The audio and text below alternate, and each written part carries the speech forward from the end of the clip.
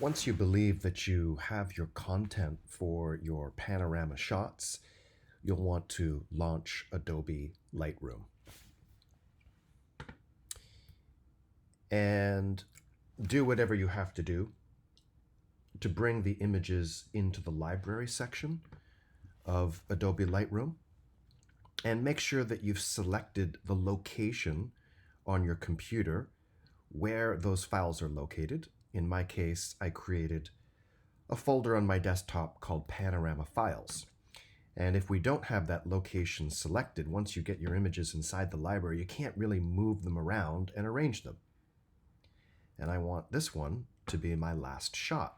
So you want to put your images in the order of how they'll appear from right to left in Adobe Lightroom. So number one will be your image on the farthest right-hand side, and then it'll build, overlap, and then finally your number 6, 7, 8, or 9, or whatever your last one is, will be the image that appears on the left.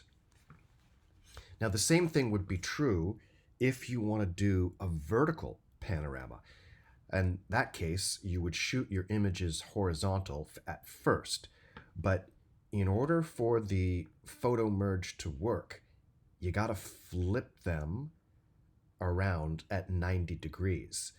And it needs to build left to right. It doesn't, what am I trying to say? You have to put the images left to right, even if you want a vertical pano. So inside the develop area, you can flip those images around through the crop tool and turn them, or you could also turn them and crop them in Photoshop before you bring them in to Lightroom. So it always creates your pano horizontal, and it always goes from right to left, even if you make it vertical. And then at the very, very end, if you want it to be vertical, of course, we can just make it vertical in Photoshop, or we just print it on the printer and show it in the classroom in vertical mode. So here we are in library, and it may take some experimentation before you get this to work. And I've tried this a few times, so I'm feeling that this 1, 2, 3, 4, 5, 6 is going to work for me. You might need more photos. I have a full format digital SLR, so it's got essentially bigger files, but most of us are going to need a lot more shots, probably at least 7, 8, 9, maybe more. Shoot more content than you think you might need. That 36-inch long piece of paper, it's really long. 13, okay, that's easy, 13 high, but 36 long is a long way, and you need to give yourself enough content to make it work and keep it high res. So once you've got everything in order, we will come down to the film strip, and you'll select all of the images, going Shift, hold down, and click. And then we'll come up to the top pull-down menu in Photo. Scroll down to an option called Photo Merge. Then move over and select Panorama. You're going to get some options as it stitches all of these images together. And experiment with it. Try it. You never know what might work. So there's one option here called Spherical, and you can see how it has stitched the images of my particular image together, and it's created a little bit of bendiness, I suppose. It's almost like it's a sphere or rounded. Another option is cylindrical, which is, in my case, it created even more of an extreme bend. Another possibility is perspective, and that kept everything the same, even though my shots were not in a straight line on the floor. It stitched them together and created a straight line. Now, you can also try other options like fill edges, and it'll fill in content and kind of guess as to what you want. But just keep an eye on that. Sometimes filling edges doesn't give you what you want, and it looks really weird. or it may even delete certain things in your image that you wanted to keep. Auto crop, auto settings, I wouldn't worry about that. Create stack, I personally wouldn't worry about that option either. It's just a way, if you do put it on, it just gives you your panorama, and then it stores all of the images that were used to create that panorama in one folder, just in case you want to go back and try things again. But I don't find it a make or break thing. You can slide boundary warp, and you can change the perspective using this slider as well. It is up to you. So I'm gonna go, I think I'm gonna go with spherical. I kind of like the little bit of that circular motion there. And you might need to cancel. Try this several times before you get what you want. My panorama, I can just tell by looking at it, it's a little bit short. I probably, if I'd had the chance, I would have taken more shots to the left and the right. But we'll see. We'll see if I'm okay. Once you're ready to go, click on the blue area called Merge. Now this is going to take a little time. It's taking many megabytes. This is using a lot of computing power and putting everything together. You'll notice in your top left corner, it says creating panorama. And it's thinking. It's thinking. It's working overtime. So just wait for it. I can even hear my laptop humming as it's using power. Okay, eventually you'll see in your library that panorama will show up as a tile. So what it's done is it saved your panorama for you in the location or the area that you've been working with in Lightroom. Now, at this point, you can minimize Lightroom and we'll open up Photoshop. And we're going to go open that file that we just created. Go to the location. And then you'll notice that it's probably called a DNG file.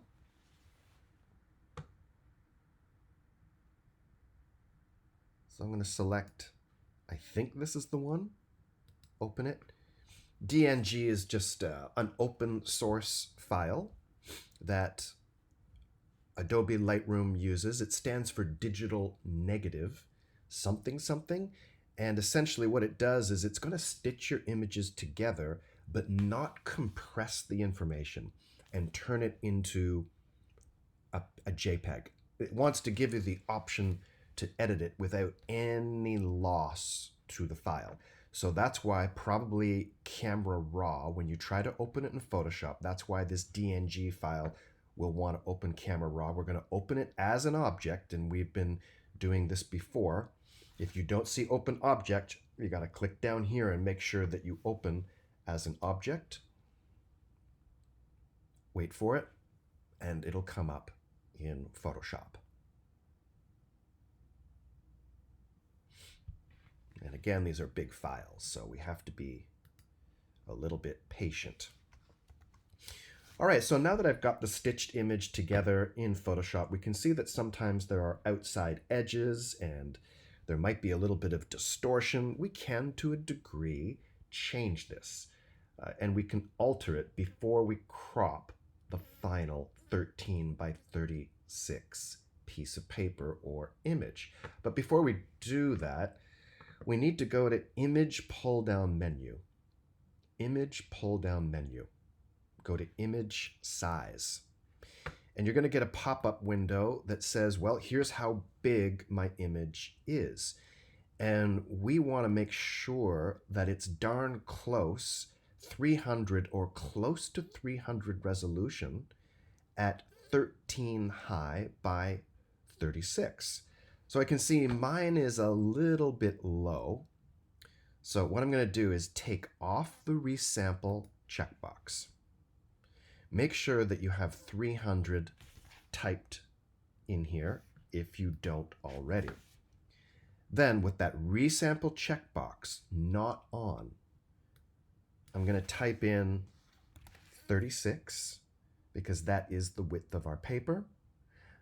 And then I'm going to put the sample check mark back on.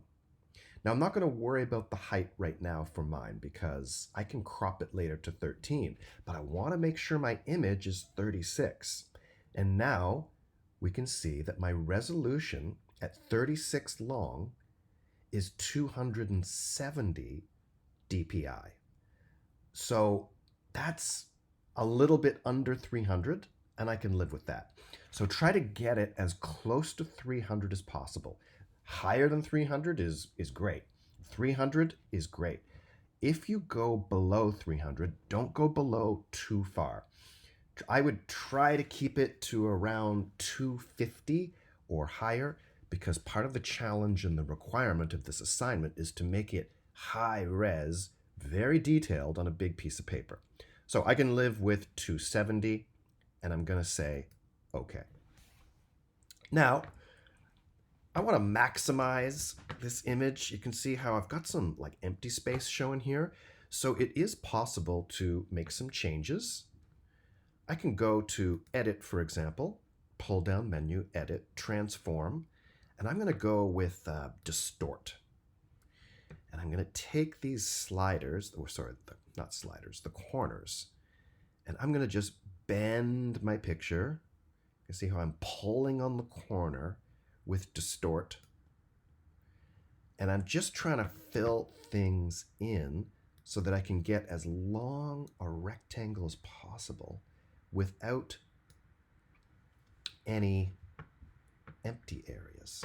So let me pull this down just a bit. And then maybe I can pull this corner out a bit.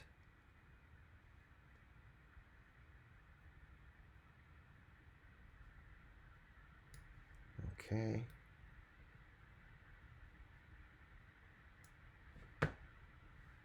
No empty space here.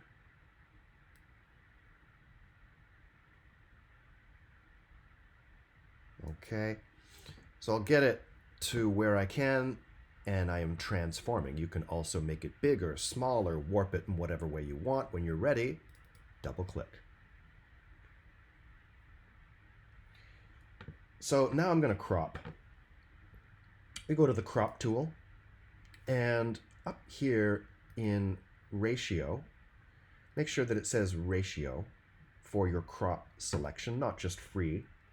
And I am a long piece of paper horizontal, so I'm going to type in 36 for my ratio and 13 high inches for my height, right? And I can also take the corner. If I press Shift, I can always keep it to 13 by 36 ratio.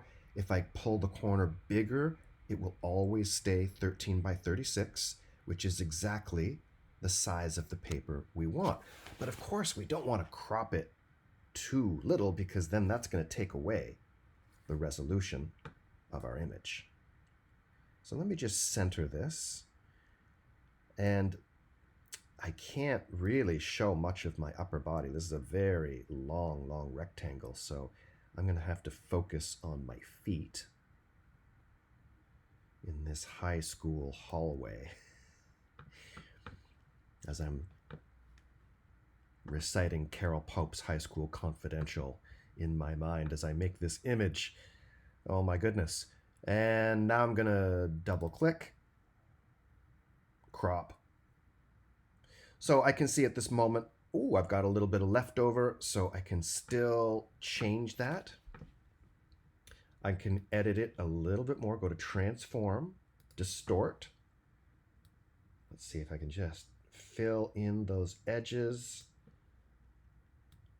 But remember, doing too much of that, making it smaller, will take away potentially file size, or making things too big may take away DPI, so we do it within reason. Okay, double click, wait for it. Okay, now I'm going to check my size. Again, image pull down menu, image size. How am I doing? I am 36, 13, pretty much dead on. My resolution is just under 300. Okay, I'm good. Now, we may also want to change levels. Image pull down menu, adjustments, levels. Because as we've discussed many times, what we see on a computer screen may not look as vibrant as a print. And so I'm going to, you can see on mine, I have got a lot of information in the highlight area that just isn't registering. So these dingy hallways, I know I could keep them dingy because that was really the feeling that I was getting as I was walking down that hall and feeling like I was moving through some kind of surreal space and exiting with my sanity intact out the side door.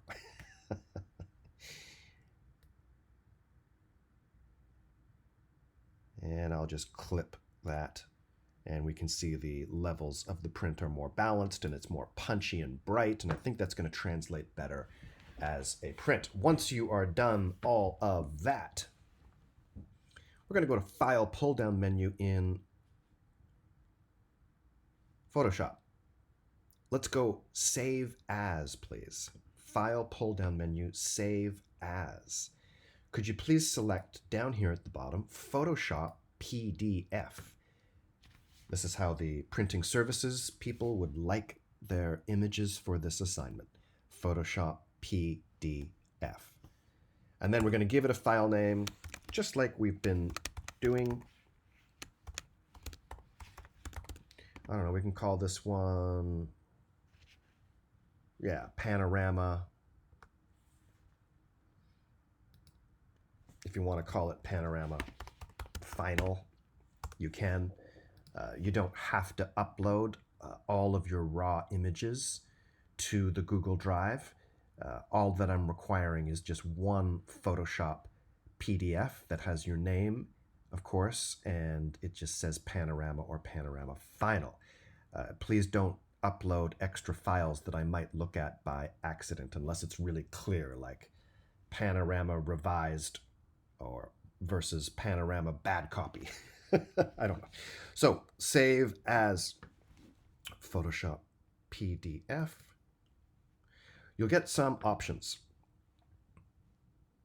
Make sure it's clicked here under the General tab. Make sure you've got a check mark on Preserve Photoshop Editing Capabilities. Underneath Compression, make sure that this number here is not below 300. We want to keep your image high res. Make sure that compression is JPEG, and it must say maximum image quality. Maximum. We do not want to lose information. And then save PDF. Yeah, just continue. And it's going to take a little while to save. It might take a few seconds. It might take a minute or two. And then once that is saved, you can upload it to the Google Drive.